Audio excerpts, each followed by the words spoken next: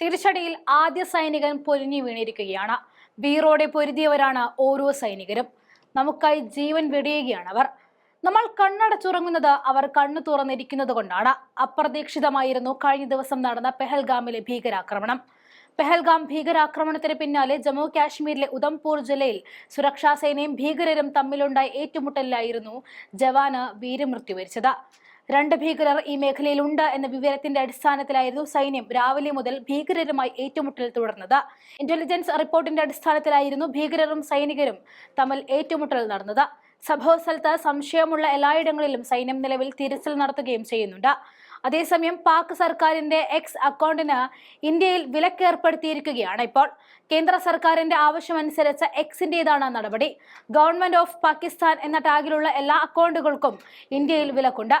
സിന്ധു നദീജല കരാർ മരവിപ്പിക്കാൻ തുടങ്ങി നിരവധി നടപടികൾ കൈക്കൊണ്ട ശേഷമാണ് എക്സ് അക്കൗണ്ടും കേന്ദ്ര സർക്കാർ മരവിപ്പിച്ചത്. പെഹൽഗാമിൽ നടന്ന ഭീകരാക്രമണത്തിന്റെ പശ്ചാത്തലത്തിൽ കേന്ദ്ര സർക്കാർ വിളിച്ച സർവകക്ഷി യോഗം ഇന്ന് ചേരും.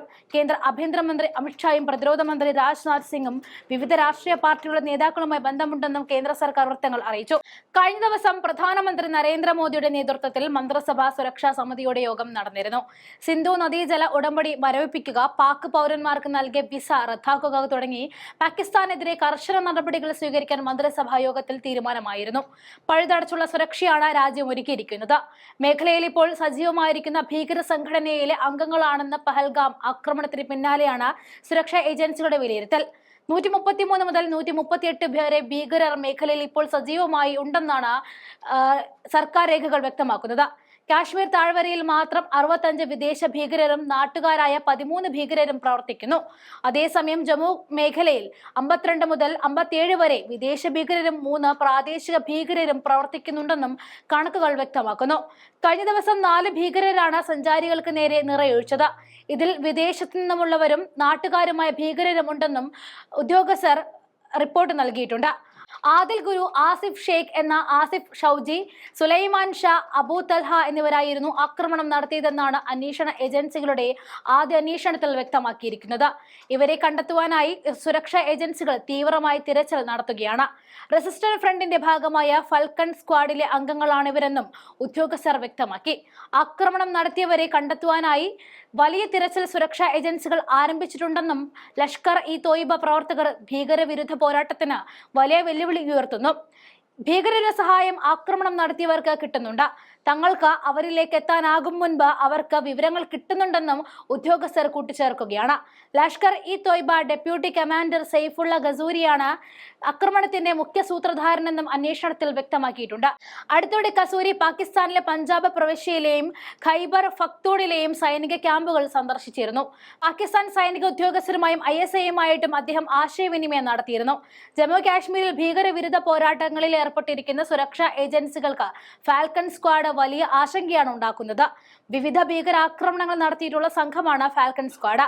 ഇവർ ബാരാമുള്ള അടക്കം നിരവധി പ്രദേശങ്ങളിൽ ഗ്രനേഡ് ആക്രമണങ്ങൾ നടത്തിയിട്ടുണ്ട്. ജനവാസ കേന്ദ്രങ്ങളിലാണ് പലപ്പോഴും TRF ലക്ഷ്യമിടുന്നത്. അതുകൊണ്ട് തന്നെ ഇത്തരം ആക്രമണങ്ങൾ പരമാവധി നാശനഷ്ടങ്ങൾ ഉണ്ടാക്കുന്നുവെന്നും അദ്ദേഹം കൂട്ടിച്ചേർത്തു. ആയുധങ്ങളുമായി എത്തി അവർ ആക്രമണം നടത്തി രക്ഷപ്പെടുന്നുണ്ടെന്നും ഉദ്യോഗസ്ഥർ ചൂണ്ടിക്കാട്ടുകയാണ്. ലഷ്കർ ഇ തോയ്ബയും ജയ്ഷ മുഹമ്മദ്, ഹിസ്ബുൾ മുജാഹിദിനും യുവാക്കളെ ഭീകരാക്രമരാക്കുകയും ഓൺലൈൻ വഴി അവരെ സംഘത്തിലേക്ക് ചേർക്കുകയും ജമ്മു കാശ്മീരിൽ കൊലകൾ നടത്തുകയും ചെയ്യുന്നുവെന്നും ഭീകരാക്രമണത്തെക്കുറിച്ച് അന്വേഷിക്കുന്ന ഉദ്യോഗസ്ഥർ പറയുന്നുണ്ട്. ജമ്മു കാശ്മീരിലെ നിബിഡ വനങ്ങൾ സുരക്ഷാ ഏജൻസികളുടെ നിരീക്ഷണത്തിലാണ് ഇപ്പോൾ ഉള്ളത്. ഭീകര സംഘടനയുടെ ക്യാമ്പുകൾ ഇവിടെയാണെന്ന വിവരത്തിന്റെ അടിസ്ഥാനത്തിലാണിത്. മാർച്ചിൽ സുരക്ഷാ ഏജൻസികൾ പാകിസ്ഥാൻ ആസ്ഥാനമാക്കി പ്രവർത്തിക്കുന്ന ഭീകര സംഘടനകളുടെ ഒളിത്താവളങ്ങൾ തകർത്തിരുന്നു. ഒപ്പം ചില ഭീകരരെ പിടികൂടുകയും ചെയ്തിരുന്നു.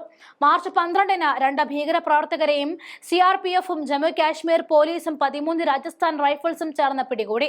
ബന്ദിപുര ജില്ലയിലെ ഗുദ്ബാൾ വനത്തിൽ നിന്നുമാണ് ഇവരെ പിടികൂടിയത്. 2 ചൈനീസ് ഗ്രനേഡുകളും AK-47 തോക്കുകളും മാഗസീനുകളും ബുള്ളറ്റുകളും തോക്കുകളും വെടിക്കോപ്പുകളും പിടിച്ചെടുക്കുകയും ചെയ്തു. മാർച്ച് 26-ന് ബാരാമുള്ള ജില്ലയിലെ നമലൻ വനത്തിൽ ഭീകരരുടെ ഒരു ഒളിത്താവളം കണ്ടെത്തി തകർത്തു.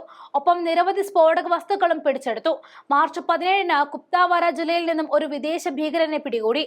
ഇയാളിൽ നിന്നും AK-47 തോക്കും 4 മാഗസീനുകളും തിരകളും വാച്ചും മറ്റു വസ്തുക്കളും പിടികൂടിയിരുന്നു. അതിനുശേഷമാണ് ഈ കഴിഞ്ഞ ദിവസം ആക്രമണം ഉണ്ടായത് എന്നതാണ് ശ്രദ്ധേയം.